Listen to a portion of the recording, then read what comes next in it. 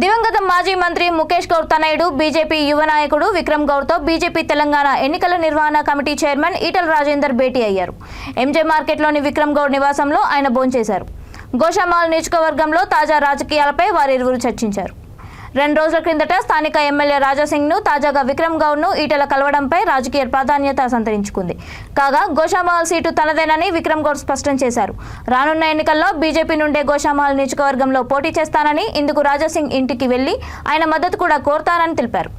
తన కుటుంబానికి ఈ నియోజకవర్గ ప్రజలతో 40 ఏళ్ల అనుబంధం ఉందని అన్నారు. రాజాసింగ్పై సస్పెన్షన్ బీజేపీ కేంద్ర అధిష్టానం పరిధిలో ఉందని వ్యాఖ్యానించారు. ఆయన సేవలు కూడా పార్టీకి అవసరం కాబట్టి ఆ దిశగా అధిష్టానం చర్యలు తీసుకుంటుందని అభిప్రాయపడ్డారు.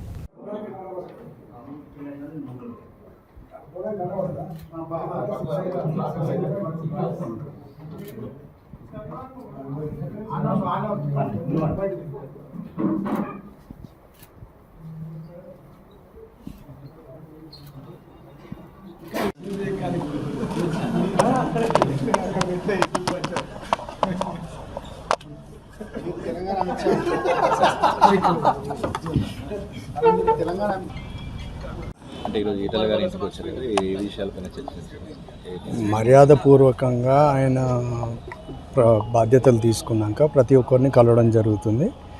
ఆయన నా దగ్గరికి రావడానికి కారణం he's like a family member.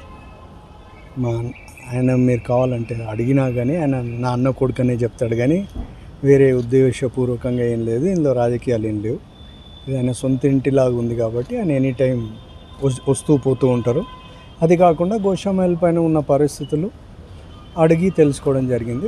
ఇక్కడున్న పరిస్థితులు ఏంటి, ఎలా ముందుకు పోవాలి అని కనుక్కోవడం మాత్రమే జరిగింది.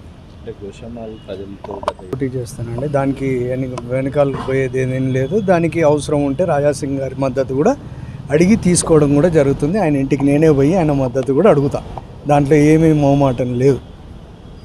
ఆయన సపోర్ట్ కూడా నాకు అందరికంటే ఎక్కువ అవసరం నాకే ఉంటుంది. ఆయన సపోర్ట్ కూడా తీసుకోవడం జరుగుతుంది. ఖచ్చితంగా వస్తుందని భావిస్తున్నా. దాంట్లో సందేహం ఏమీ లేదు. మీకు టికెట్ ఇవ్వడం కోసం ఆయన పైన సస్పెన్షన్ అది రాష్ట్ర పార్టీ పైన లేదండి, అది సెంట్రల్ పార్టీ పైన ఉంది. పార్టీకి ఆయన కూడా అవసరం కాబట్టి ఖచ్చితంగా ఆయనని తీసుకోవడం సరైన సమయంలో పార్టీ సరైన నిర్ణయం తీసుకొని ఆయనకు కూడా సరైన మర్యాద కూడా ఇస్తుంది.